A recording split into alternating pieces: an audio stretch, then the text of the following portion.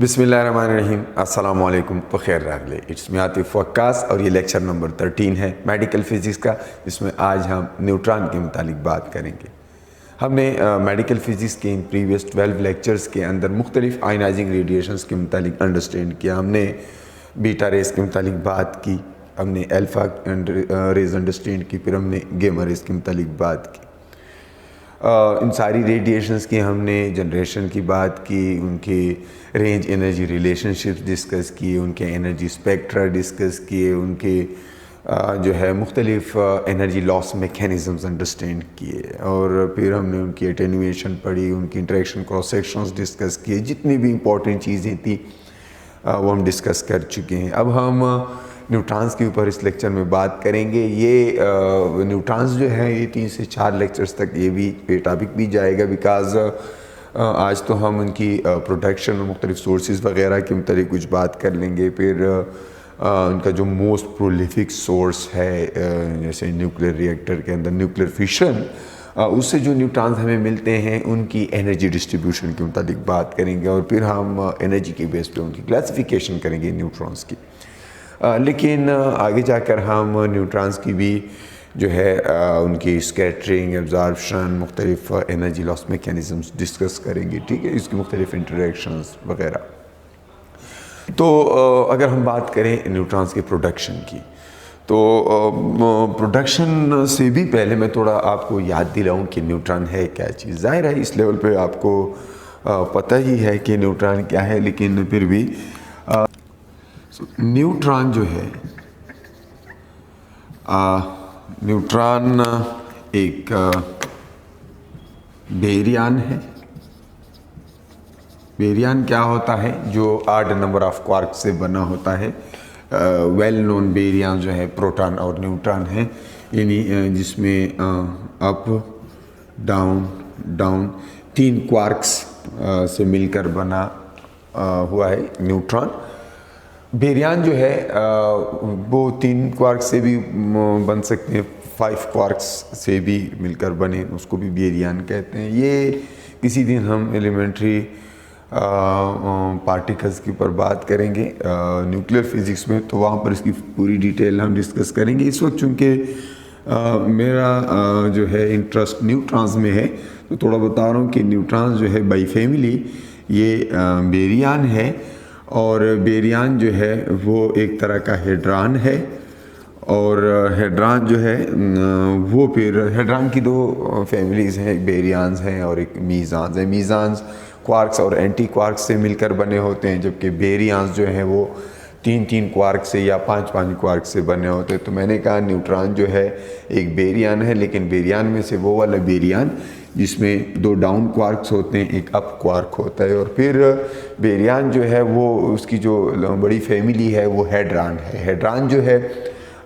जैसे कि मैंने कहा उसकी 2 सब कैटेगरीज़ हैं, उसमें से एक बेरियन है और एक मीज़ॉन है। मीज़ॉन्स अभी मैं डिस्कस नहीं करूँगा, वो न्यूक्लियर फिज़िक्स में किसी दिन ज़रूरत पड़ी तो उधर पढ़ेंगे। पाइयांस या पाई मीज़ॉन्स, उसमें क्वार्क और एंटी क्वार्क होता है। लेकिन मैं जस्ट न्यूट्रॉन की बात करूँ कि ये बेरियन है। बेरियन एक हेड्रॉन होता है और हेड्रॉन मैटर है, ठीक है। सो न्यूट्रॉन एक मटेरियल पार्टिकल है। न्यूट्रॉन क्लासिकली एक पार्टिकल है और ये मैटर है। इस तरह से ये इसकी जो है इसका शजर नसब है, ठीक है। अब न्यूट्रॉन जो है ये कहाँ से हमें मिल सकता है? अब फ्री न्यूट्रॉन तो शायद ही कहीं पे किसी रिएक्टर के आसपास कहीं पे मौजूद हो, लेकिन अमूमन जो है न्यूट्रॉन्स जो है उनके अपने सोर्सेज होंगे। ज़ाहिर है अगर बेरियन है तो आपको पता होना चाहिए ये न्यूक्लियस के अंदर होता है, मैटर के न्यूक्लियस के अंदर। कोई भी एटम है उसकी न्यूक्लियस में जो है प्रोटॉन्स भी होते हैं और न्यूट्रॉन्स भी होते हैं। अब किसी न्यूक्लियस से न्यूट्रॉन्स को ऑब्टेन करना, ज़ाहिर है इसका अगर हम न्यूट्रॉन के सोर्स की बात करेंगे तो वो किसी मैटर का, किसी एटम का न्यूक्लियस होगा। अब कौन से एटम का न्यूक्लियस, ये अब इस पे थोड़ा सा बात कर लेते हैं कि जी न्यूट्रॉन के सोर्सेज क्या हो सकते हैं। ज़ाहिर है रेडियो एक्टिव मटेरियल जो होते हैं उनका अपना एक हाफ लाइफ होता है। सारे रेडियो एक्टिव मटेरियल्स जो हैं वो कुछ स्पेसिफिक टाइम के बाद अपने ओरिजिनल अमाउंट का हाफ रह जाते हैं। जितने टाइम में वो अपने ओरिजिनल अमाउंट के आधे तक पहुंचते हैं उसको उस पार्टिकुलर मटेरियल का हाफ लाइफ कहते हैं। अब अगर तो हमें किसी मटेरियल का कोई ऐसा सोर्स मिल जाए कि जो डायरेक्ट न्यूट्रॉन एमिट करता है, तो वो न्यूट्रॉन एमिट करते करते करते करते मतलब डिके होता जाएगा और एक मखसूस टाइम के बाद वो हाफ रह जाएगा, वो उसका हाफ लाइफ होगा। लेकिन डायरेक्ट न्यूट्रॉन का कोई नेचुरल सोर्स जो है वो नहीं है नेचुरली। हाँ, स्पॉन्टेनियस फिशन अगर कहीं पे भी होता है, फिशनेबल कोई हमारे पास मटेरियल है, तो जैसे ही न्यूक्लियर फिशन होता है उस न्यूक्लियर फिशन के नतीजे में हमें कुछ न्यूट्रॉन्स मिल सकते हैं। फिशन किन मटेरियल्स का हो सकता है और उसमें से आमतौर पे जो है जो ज़्यादा प्रोलिफिक सोर्स है वो कौन सा है, तो उस पर बात कर लेते हैं। मैं बात कर रहा हूँ सोर्सेज की। तो सोर्सेज में ज़ाहिर है प्रोडक्शन के लिए कोई प्रोसेस होगा, तो मैं यहाँ पर लिख रहा हूँ स्पॉन्टेनियस फिशन। किसी हैवी रेडियो एक्टिव न्यूक्लियस का, किसी हैवी न्यूक्लियस का, अनस्टेबल न्यूक्लियस का स्प्लिट हो जाना दो जो है निस्बतन स्टेबल न्यूक्लियाई के अंदर, तो इसको हम फिशन कहते हैं। जैसे यूरेनियम, बेरियम और क्रिप्टॉन में टूट जाता है और उसके नतीजे में 3 न्यूट्रॉन मिलते हैं। इस तरह कैलिफोर्नियम की फिशन के रिज़ल्ट्स में हमें न्यूट्रॉन्स मिलते हैं। इस तरह मुख्तलिफ फिशनेबल का हमारे पास न्यूक्लियाई हैं और उसके आइसोटोप्स ऑफ मटेरियल्स, यूरेनियम है, कैलिफोर्नियम है, प्लूटोनियम है वग़ैरह। तो जितने भी आपके पास ऐसे फिशनेबल मटेरियल हैं उसकी फिशन के नतीजे में दो निस्बतन स्टेबल न्यूक्लियाई बनते हैं और साथ में न्यूट्रॉन्स इमिट होते हैं। So one of the main source is spontaneous fission.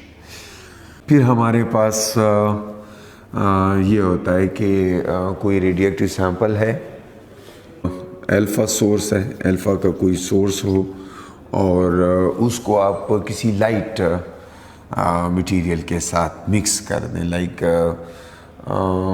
Light से मुराद जिसका एटॉमिक नंबर कम हो, बेरिलियम लीजिए या आप यूँ ले सकते हैं लिथियम ले सकते हैं, मतलब जिसका एटॉमिक नंबर कम हो, तो उसके साथ आप इसको मिलाते हैं लाइक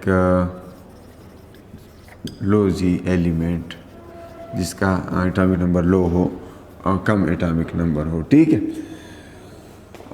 मैं एक एग्जांपल अगर लूँ तो रेडियम को अगर आप बेरिलियम के साथ मिक्स कर लेते हैं, ठीक है। सो रेडियम अल्फ़ा का सोर्स है और बेरिलियम जो है उसके साथ मिक्स कर लेते हैं, so it's at another source of radiation.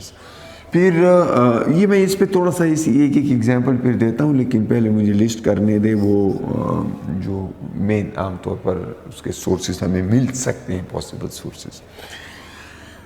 Fission हुआ अल्फ़ा और लो एटॉमिक नंबर का कंबाइन। इसमें ये होता है ना कि ये alpha source alpha particles emit करता है और वो अल्फ़ा पार्टिकल्स उस लो एलिमेंट के साथ जो है उसके साथ इंटरेक्ट करते हैं। उसको मतलब ये प्रोजेक्टाइल के तौर पर अल्फ़ा पार्टिकल्स जाते हैं, ये टारगेट होता है, तो उसे स्पेलेशन का एक प्रोसेस होता है, इसको हम स्पेलेशन कहते हैं। स्पेलेशन का मतलब है जैसे आप कोई पत्थर दीवार पे मार लेते हैं और वहाँ से छोटे मोटे टुकड़े जो है वो अलग हो जाते हैं। तो ये टुकड़े अगर इस तरह से आप अल्फ़ा पार्टिकल जो है किसी मटेरियल के ऊपर बम्बार्ड करते हैं तो उस मटेरियल के अंदर से आप न्यूट्रॉन्स निकाल सकते हैं, छोटे छोटे जिस तरह दीवार से टुकड़े निकलते हैं, बिल्कुल उसी तरह अल्फ़ा पार्टिकल्स जो हैं रेडियम से अगर निकलते हैं तो वो बेरियम के एटम्स के ऊपर उसको स्ट्राइक करके वहाँ से स्पेलेशन के नतीजे में न्यूट्रॉन्स जो है वो इजेक्ट कर सकते हैं. So it is one of the examples we can have. And then in case of तीसरा जो है हम ये कर सकते हैं कि जी फोटो डिसइंटीग्रेशन करें. फोटो डिसइंटीग्रेशन लाइक हमारे पास कोई हाई एनर्जी गेमा हो और उसको हम गेमा रेज है और उसको हम टारगेट कर दें फॉर एग्जांपल बेरिलियम के ऊपर. सो गेमा प्लस बेरिलियम, वहाँ से हमें फिर क्या होता है ये उसके न्यूक्लियस को चेंज कर दें. Like photo disintegration is a photo nuclear reaction. तो अगर इसकी एनर्जी 1.7 मेगा इलेक्ट्रॉन वोल्ट से मेरे ख्याल से ज़्यादा हो, हाँ 1.7 mega electron volt required energy होती है in order to make it possible. So ये बेरिलियम के ऊपर टारगेट होगा, फोटो डिसइंटीग्रेशन होगी तो दो तो उससे अल्फ़ा पार्टिकल्स बनेंगे और साथ में जो है एक न्यूट्रॉन निकलेगा.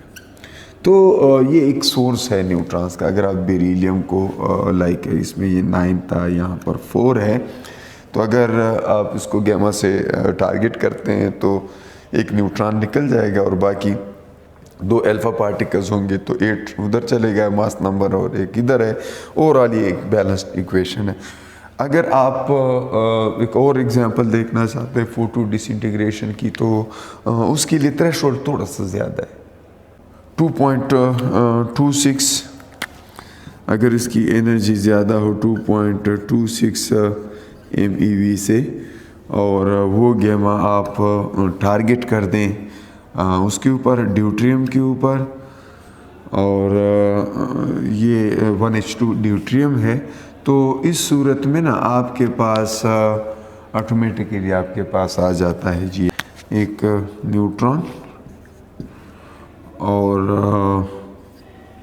एक आपके पास आ जाता है प्रोटॉन. सो ये भी एक सोर्स है न्यूक्लियर उसकी न्यूट्रॉन्स का. मेन ये तकरीबन 3 सोर्सेज हो सकते हैं. फिर ये हो सकता है कि फ्यूजन, हाँ फ्यूजन भी एक सोर्स है, वो मैं इधर लिख लूँ न्यूक्लियर फ्यूजन. क्योंकि जब ड्यूट्रियम और ट्रिटियम आपस में मिलते हैं और उससे हीलियम बनता है तो उसके नतीजे में एक न्यूट्रॉन मिलता है. So it's another example of fusion. लेकिन फिर फ्यूजन को प्रैक्टिकली ऑब्टेन करने के लिए ना मुख्तलिफ़ तरह से वो बनाए गए हैं, रिएक्टर्स बनाए गए हैं. न्यूट्रॉन सोर्सेज जो हैं उसमें कंडेंस प्लाज्मा के जो रिएक्टर्स हैं यानी डेंस प्लाज्मा फोकस और इसको DPF डेंस प्लाज्मा फोकस, और एक होता है IEC इनर्शियल इलेक्ट्रोस्टैटिक कन्फाइनमेंट्स. तो ये मुख्तलिफ यहाँ पर जो है IEC के अंदर इलेक्ट्रिक फील्ड के ज़रिए जो है उसको कन्फाइन किया जाता है उसको प्लाज्मा को, और फिर उसको हीट अप करके ना इस तरीके से इलेक्ट्रिक फील्ड के ज़रिए हीट अप करके उसको न्यूक्लियर फ्यूजन के काबिल बनाया जाता है. ये एक रिएक्टर होता है IEC. और फिर DPF में वहाँ पर जो है करंट के ज़रिए मैग्नेटिक फील्ड्स पैदा की जाती हैं और मैग्नेटिक फील्ड्स के ज़रिए से जो है वो हालात साज़गार बनाए जाते हैं फ्यूजन की. और वो फ्यूजन फिर कुछ इस तरह से होता है कि जी 1H2 और 1H3 मिलकर जो है वो हीलियम बनाते हैं और साथ में न्यूट्रॉन देते हैं। सो न्यूट्रॉन का ये भी एक सोर्स है न्यूक्लियर फ्यूजन। तो ये मुख्तलिफ सोर्सेज हैं न्यूट्रॉन्स की। और मज़ीद फिर हम बात करेंगे जी एनर्जी डिस्ट्रीब्यूशन की कि जी न्यूट्रॉन सोर्सेज से जब हमें न्यूट्रॉन ऑब्टेन होते हैं तो उनकी एनर्जी कैसे होती है, मतलब किस एनर्जी के न्यूट्रॉन्स हमें मिलते हैं अमूमन मुख्तलिफ प्रोसेसेस के नतीजे में। तो अगर हम देखें स्पॉन्टेनियस फिशन के न्यूट्रॉन्स को, मैं ये ज़रा मिटा दूँ।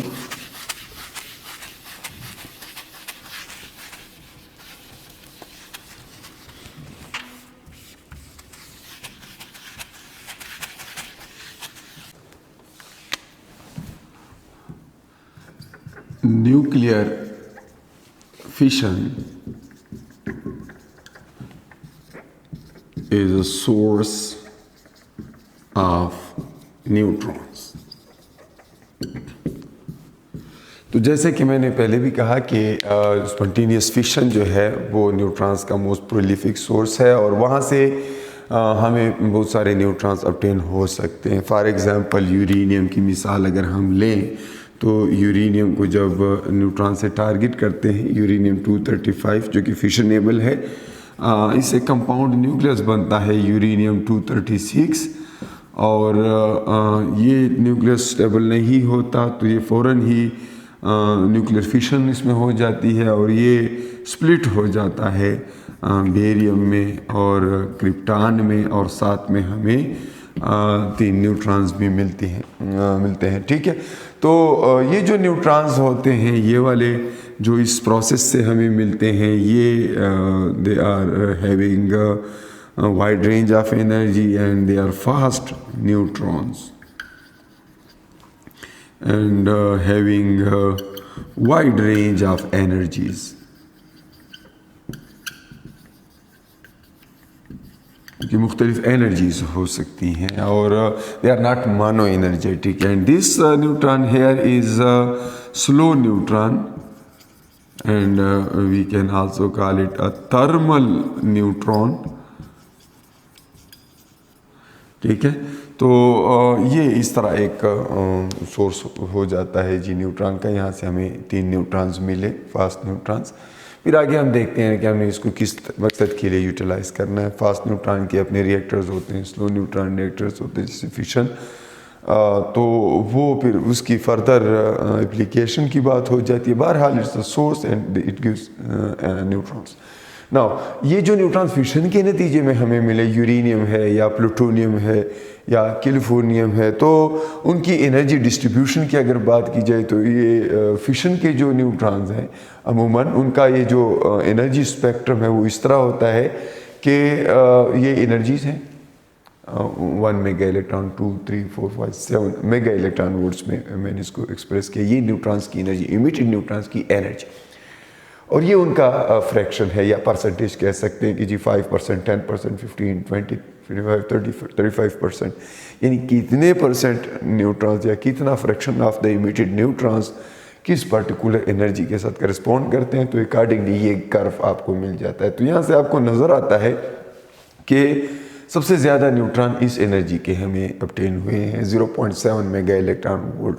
तो इसको हम कहते हैं the most probable energy is 0.7 mega electron volt. तो जितने भी न्यूट्रॉन मिले उसमें से ज़्यादातर इस एनर्जी के, यानी मोर देन 35%।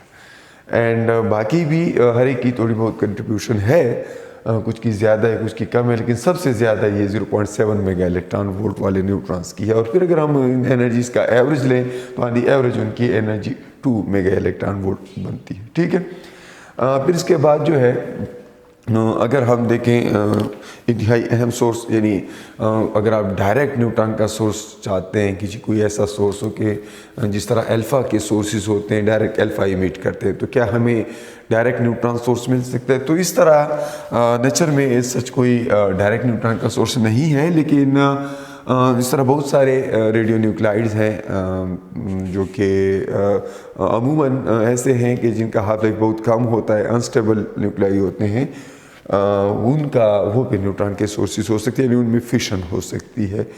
और उसकी मिसाल ऐसे है कि जी फॉर एग्जांपल अल्फ़ा का कोई सोर्स मैं ले लेता हूँ ना, कैलिफोर्नियम। अब अगर मैं बात करूँ कैलिफोर्नियम की, कैलिफोर्नियम जो है ये एक आप कह सकते हैं कि आर्टिफिशियल रेडियो न्यूक्लाइड है 252, और it's a source of alpha, it's a alpha source. And ये जनाब अल्फ़ा भी इमिट करता है लेकिन फिशनेबल भी है। So having probability of 10 fissions after 13 alpha emissions. जब इससे अल्फ़ा इमिशन होती है तो ज़ाहिर है ये ट्रांसम्यूट होता है, और अल्फ़ा इमिशन की वजह से इसका अपना एक हाफ लाइफ है, और ओवरऑल क्योंकि उसमें फिशंस भी हो सकते हैं, तो मैंने जैसा लिखा कि 313 अल्फ़ा जितने टाइम में ये करता है उतने ही टाइम में ये 10 फिशंस भी कर चुका होता है। तो अगर अल्फ़ा वाइज उसका हाफ लाइफ देखा जाए सो that is 2.73 years is an alpha source. ये 2.73 ईयर्स के बाद उसका ओरिजिनल नंबर हाफ रह जाता है, यानी उसकी एक्टिविटी भी हाफ रह जाती है, यानी वो पहले की तरह एफिशिएंट अल्फ़ा का सोर्स नहीं रहता। यानी ओरिजिनली अगर वो पर सेकेंड फॉर एग्जांपल 1000 काउंट्स दे रहा है तो आफ्टर 2.73 वो उसका हाफ यानी 500 काउंट देगा। और यूँ तो जो ये सोर्स है कैलिफोर्नियम, इसका बहुत ज़्यादा इसकी यील्ड बहुत ज़्यादा है, यानी बहुत ज़्यादा न्यूट्रॉन्स पर माइक्रोग्राम ये हमें दे सकता है। It's a very expensive source of neutrons, उसकी कीमत भी बहुत ज़्यादा है, थाउजेंड्स ऑफ डॉलर्स पर ग्राम होता है, लेकिन उसमें ये है कमाल है कि ये एक अच्छा सोर्स है न्यूट्रॉन्स का, और इसका तकरीबन जो है 2.73 इंटू 10⁻⁶ न्यूट्रॉन्स जो है ये पर माइक्रोग्राम पर सेकेंड,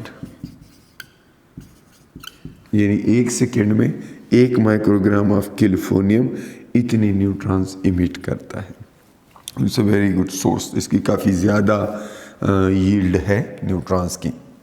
और फर्दर ये है कि ओवरऑल चूँकि ये अल्फ़ा का ही सिर्फ सोर्स नहीं है, इस साथ में इसमें फिशंस भी होते हैं, तो ओवरऑल इसके डिके की वजह से जो इसका हाफ लाइफ बन जाता है that is a bit shorter, that is 2.65 years. जैसे जबकि अल्फ़ा की वजह से इसका जो हाफ लाइफ बनता है वो 2.73 है। So it's a source of neutrons that is having, इसके केस में अगर हम देखें ना तो मोस्ट प्रोबेबल एनर्जी जो है E0 वो तकरीबन है जनाब 1 mega electron volt, that is almost equal to 1 mega electron volt, and the average energy, mean energy, that is about 2.3 mega electron volt। और फिर जैसा कि पहले मैंने बात की कि और सोर्सेज भी हैं, वो सारे न्यूक्लियर रिएक्शंस पे, बाकी सारे सोर्सेज जो है न्यूक्लियर रिएक्शन के प्रोसेस पे डिपेंड करते हैं कि जी किस प्रोसेस के नतीजे में न्यूट्रॉन निकले, अकॉर्डिंगली उसकी एनर्जी की हम बात करते हैं। फॉर एग्जांपल जैसे पहले भी मैंने कहा कि हम अल्फ़ा सोर्स को किसी लाइट पार्टिकल के साथ मिक्स कर देते हैं। फॉर एग्जांपल जब हम न्यूट्रॉन को बम्बार कर लेते हैं बेरिलियम के ऊपर, और बेरिलियम जो है दैट इज़ 9, एक कंपाउंड न्यूक्लियस बन जाता है बोरान का, और ये हो जाता है जनाब ये, और फिर कुछ ही टाइम में ये अगेन क्या कर लेता है, चूँकि ये अनस्टेबल होता है, एक्साइटेड होता है, तो ये न्यूट्रॉन इमिट करके खुद बोरान 410 बन जाता है, सॉरी 510, और साथ में एक न्यूट्रॉन इमिट कर लेता है। सो ये भी हो सकता है। फिर जैसा कि पहले मैंने बात की कि हम ये कर सकते हैं कि कोई अल्फ़ा का सोर्स किसी लाइट लो एटॉमिक नंबर के किसी एलिमेंट के साथ मिक्स कर ले। अल्फ़ा पार्टिकल जो है वो बेरिलियम पे बम्बार्ड होता है और बेरिलियम को चेंज करके क्या बनाएगा, ज़ाहिर है ये हीलियम है तो इसमें यहाँ पर 4 था, यहाँ पे 2 है, यहाँ पे 4 है, यहाँ पे 9 है।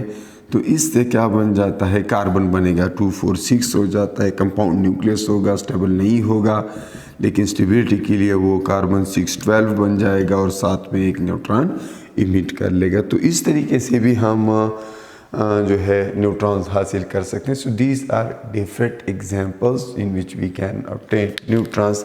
याद रहे ये जो प्रोसेसेस होती है स्पॉन्टेनियस होते हैं। ये 10⁻⁸ सेकेंड में 10⁻⁸ सेकेंड टाइम होता है इनका और ये फ़ौरन दोबारा डिके हो जाते हैं।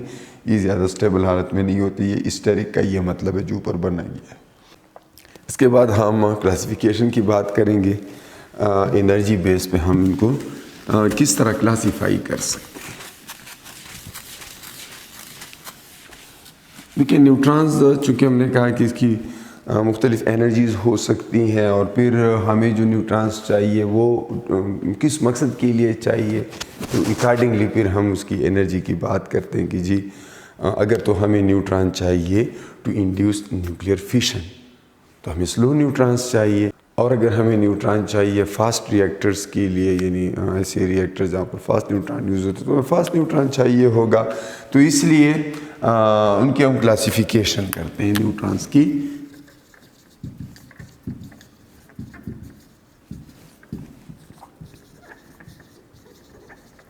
तो क्लासिफिकेशन में एक तो होते हैं fast neutrons,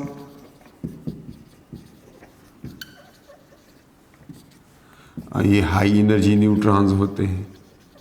mega electron volts में इनकी एनर्जी होती है, ठीक है, मेगा इलेक्ट्रॉन वोल्ट्स में। और एक होते हैं जी स्लो न्यूट्रॉन्स, जिनको हम थर्मल न्यूट्रॉन्स कहते हैं। अब चूंकि न्यूट्रॉन्स, जैसा कि मैंने कहा कि जो फिशन के नतीजे में हमें न्यूट्रॉन मिलते हैं या न्यूक्लियर रिएक्शन से, वो आमतौर पे वो सारे फास्ट न्यूट्रॉन्स होते हैं, क्योंकि ज़ाहिर है न्यूक्लियस के अंदर न्यूक्लियर रिएक्शंस में बहुत ज़्यादा एनर्जीज इन्वॉल्व होती हैं। तो उस रिएक्शन के नतीजे में इमिट होने वाले न्यूट्रॉन्स फास्ट होते हैं, वेरी हाई एनर्जी न्यूट्रॉन्स होते हैं। उन न्यूट्रॉन्स को हमें फिर स्लो करना पड़ता है। कभी मतलब जब वो किसी मीडियम के अंदर से पास होते हैं ना, तो मीडियम के पार्टिकल्स के साथ वो इंटरेक्ट करते हैं, वो स्कैटर्ड होते हैं, वो एब्जॉर्ब होते हैं। तो न्यूट्रॉन एब्जॉर्बर्स भी होते हैं जो कि न्यूट्रॉन्स को मुकम्मल तौर पे एब्जॉर्ब कर लेते हैं। कुछ स्कैटर होते हैं। अगर तो वो मीडियम जिसके अंदर से न्यूट्रॉन पास हो रहा है वो स्मॉल साइज़ का, for example heavy water neutrons हैं, तो वो तकरीबन न्यूट्रॉन के साइज़ के होते हैं। तो फिर उधर वो कोलाइड होके स्कैटरिंग के नतीजे में होते होते बिलाखिर थर्मल यानी इक्विलिब्रियम पे आ जाता है। जिस तरह के ये जो स्लो न्यूट्रॉन्स हैं वो स्लो न्यूट्रॉन्स बन जाते हैं। तो इनकी जो एनर्जी होती है, यानी स्कैटरिंग वगैरह के बाद फास्ट न्यूट्रॉन्स जो है वो स्कैटर्ड होते होते यानी उस मटेरियल के, फॉर एग्जांपल ये न्यूट्रॉन है और यहाँ पर फॉर एग्जांपल ड्यूट्रॉन प्रोटॉन और न्यूट्रॉन का एक सिस्टम है, हेवी वाटर है। तो वहाँ पर एक कभी इसके साथ कोलाइड करता है, फिर इसके साथ या इसके साथ, तो होते वो स्लो डाउन हो जाते हैं। और जब वो स्लो डाउन हो जाते हैं तो उनकी एनर्जी जो होती है स्लो न्यूट्रॉन्स की, वो होती है जी equal to the energy of gas molecules at room temperature. तो रूम टेम्परेचर पे गैस मॉलिक्यूल्स की जो एनर्जी होती है उस एनर्जी तक आ जाते हैं, और तब फिर हम उनको स्लो न्यूट्रॉन्स कहते हैं। और उनकी एनर्जी होती है 0.025 electron volts, very small energy. And यही एनर्जी गैस मॉलिक्यूल्स की होती है रूम टेम्परेचर पे। तो अगर हम इस कर्व की शेप देखें तो इस कर्व को मैक्सवेल डिस्ट्रीब्यूशन से ज़ाहिर है गैस मॉलिक्यूल्स की एनर्जी डिस्ट्रीब्यूशन के लिए फिर हम क्या करते हैं, मैक्सवेल की डिस्ट्रीब्यूशन यूज़ करते हैं।